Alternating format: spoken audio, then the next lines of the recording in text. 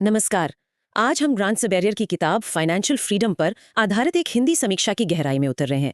इसका मूल सवाल ये है कि क्या सच में मतलब 30 या 40 की उम्र में रिटायर होकर आर्थिक आज़ादी मिल सकती है। ग्रांट की अपनी कहानी तो कमाल की है। 24 की उम्र में लगभग कुछ नहीं था और 30 तक करोड़पति। सुनने में तो ये किसी सपने जैसा लगता है।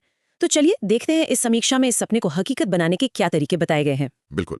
और ये समीक्षा सिर्फ किताब की बातें आप कह सकते हैं दोहराती नहीं है, बल्कि उन रणनीतियों पर खास जोर देती है जो शायद वाकई काम कर सकती हैं। हमारा लक्ष्य है ये समझना कि वो पारंपरिक रिटायरमेंट वाली सोच से हटकर जल्दी आर्थिक आज़ादी कैसे पाई जा सकती है, जैसा इस समीक्षा में बताया गया है। समीक्षा में जो सबसे पहली बात मुझे लगी वो है सिर्फ बचत करने वाली जो पुरानी सोच है ना, उस पर सवाल उठाया गया है।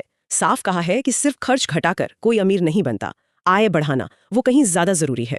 ये बात तो खैर सुनने में आती है, पर क्या समीक्षा इसमें कुछ नया बताती है? हाँ, देखिए, समीक्षा इस बात को अच्छे से सामने रखती है कि आय बढ़ाने का मतलब सिर्फ ओवर टाइम करना या कोई दूसरी 9 से 5 वाली नौकरी नहीं है। जोर साइड हसल पर है। हाँ, लेकिन खास तौर पर ऐसे साइड हसल जो स्केलेबल हों। मतलब? स्केलेबल मतलब जिन्हें बढ़ाया जा सके। जी बिल्कुल। जैसे आप फ्रीलांस काम करते हैं तो घंटे के हिसाब से कमाते हैं, लेकिन समीक्षा उन तरीकों को ज्यादा महत्व देती है जिनसे आप एक बार मेहनत करें और फिर वो चीज आपको लगातार कमा कर दे।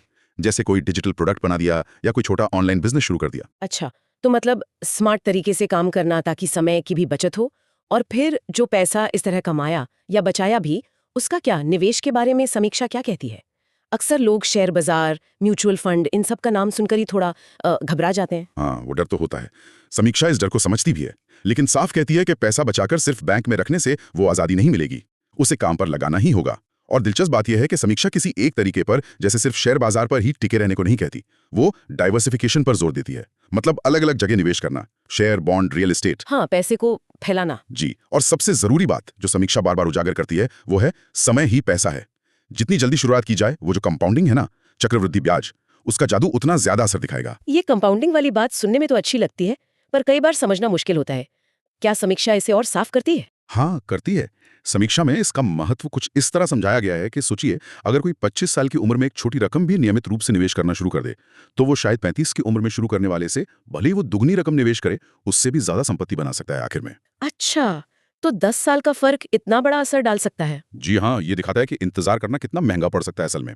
और इसी जल्दी निवेश के लिए ज्यादा पैसा जुटाने के लिए ही वो मिनिमलिज्म यानी सादगी अपनाने की बात कही गई है। मिनिमलिज्म। मतलब कम खर्च करना। ये तो फिर वही बचत वाली बात नहीं हो गई। नहीं नहीं, यहाँ थोड़ा फर्क है और समीक्षा इसे साफ करती है। इसके अनुसार मिनिमलिज्म का मकसद सिर्फ कंजूसी करना नहीं है, बल्कि सोच समझकर खर्च करना है, ताकि ज्यादा से ज्यादा पैसा निवेश के लिए बच सके। अच्छा, ये एक तरह से अपनी प्राथमिकताओं को बदलने जैसा है। आज की छोटी मोटी चीजों पर खर्च करने के बजाय भविष्य की बड़ी आजादी के लिए निवेश करना। तो ये सिर्फ पैसों का हिसाब किताब नहीं है, ये पूरी सोच बदलने वाली बात है। समीक्षा में इस पर बार बार इशारा है। सही कहा आपने। ये सिर्फ फाइनेंशियल टिप्स नहीं लग रही, बल्कि एक एक जीवन शैली में बदलाव की बात लग रही है। तो फिर इस पूरी चर्चा का या समीक्षा का निचोड़ क्या है? निचोड़, हाँ, निचोड़ यह है कि जल्दी आर्थिक आजादी पाना कोई ख्वाब नहीं है, ये एक हासिल करने वाला लक्ष्य है अगर रवैया सक्रिय हो। समीक्षा कहती है सिर्फ बचाओ मत, कमाई बढ़ाओ और स्मार्ट तरीकों से बढ़ाओ। फिर जो कमाया और बचाया उसे समझदारी से निवेश करो, जल्दी शुरू करो और फैलाकर निवेश करो। और अपने खर्चों को अपने आजादी वाले लक्ष्य के हिसाब से ढाल लो। और समीक्षा लिखने वाले का मानना है कि अगर कोई इन उसूलों पर ठीक से चले तो 5-7 साल में नतीजे दिख सकते हैं। ये तो काफी आशाजनक लगता है। हाँ, समीक्षा का लहजा बिल्कुल आशावादी है, लेकिन साथ ही ये भी साफ है कि इसमें मेहनत लगेगी, अनुशासन लगेगा। ये कोई जादू की छड़ी नहीं है, पर ये उन लोगों के लिए बहुत प्रासंगिक है जो 40 या 45 की उम्र तक ये विकल्प चाहते हैं कि वो काम करें या ना करें, मजबूरी ना हो। बिल्कुल। तो ये सारी बातें जानने के बाद एक सवाल मेरे मन में आ रहा है और शायद सुनने वालों के मन में भी आएगा। बिल्कुल। ये सब तो बड़ी रणनीतियां हैं, आय बढ़ाओ, निवेश करो, मिनिमलिज्म अपनाओ, पर समीक्षा के नजरिए से वो सबसे पहला छोटा सा ठोस कदम क्या हो सकता है? मतलब कोई एक चीज जो कोई आज ही कर सके इस आजादी की राह पर। ये एक बहुत अच्छा सवाल है सोचने के लिए। शायद वो पहला कदम सिर्फ अपने खर्चों को एक हफ्ता ध्यान से देखना ही हो कि भाई पैसा जा कहाँ रहा है, या शायद अपनी किसी स्किल के बारे में सोचना जिसे किसी छोटे साइड हसल में बदला जा सके।